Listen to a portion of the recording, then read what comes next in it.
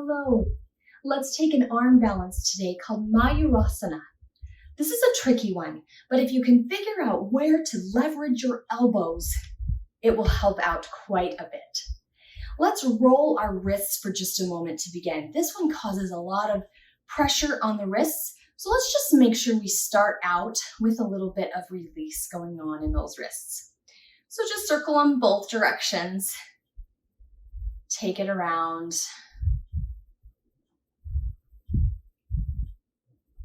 And then bring your palm, fingers down. Let's pull. That's the direction we're going to be pushing. So we won't spend too much time there because we're going to just be pulling on that as it is. We'll take the top of the hand and pull. This feels good because this will release our hand the other way from how we'll be bent. You'll see. Take your other arm, fingers down, palm out. Pull.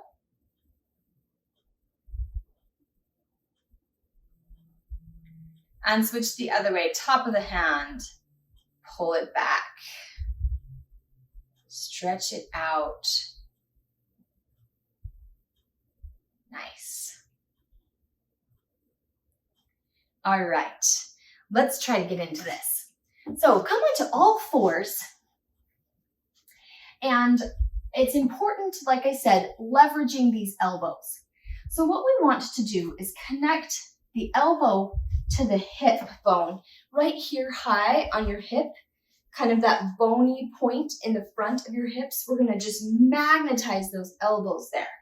So sometimes it helps if we pull our knees back just a little bit because we need to get a little lower to the ground. Then our elbows bend like we're going to do a chaturanga. See? Pretend like I'm going into a chaturanga, but not really. Let's magnetize elbow to hip and elbow to hip. Okay, I'm connected. Now our challenge is to try to lift the legs off without placing the head on the floor. My head's getting awfully close. Let's see if I can do it. See if you can do it too. Come through. Lift those legs. Oh, did we get it? Barely. I barely got it. Maybe you did. Let's roll our wrists.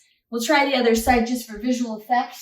Really doesn't make much difference, but then you can just see another angle from me. See if I can get it to work. So let's come forward. Here we go, same thing. Draw those elbows in. Connect them to your hip in place. Let's lift those legs. Oh, we got it. Take a picture quick. Nice. Nice work. That was tricky, and it's something that I need to work on for sure. One thing that I want to particularly have you notice is when you have your hands down, don't let your thumb lift up.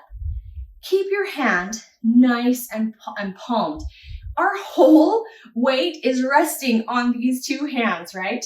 So if our fingers are bent, if our fingers are squished together, if our thumb is lifted, we're going to create some strain across those fingers. And we don't want to do that. No strain in those fingers and muscles. This muscle here in between the thumb and the pointer finger can get strained if we don't push it all the way down. So let's try it one more time because 3 is a charm, right? With that in mind, spread your fingers wide, press every knuckle into the mat. Okay, last time. Let's see if we can do this. All right, magnetize those elbows to the hip. Make sure your palms are completely flat, fingers spread nice and wide. Lengthen out those legs.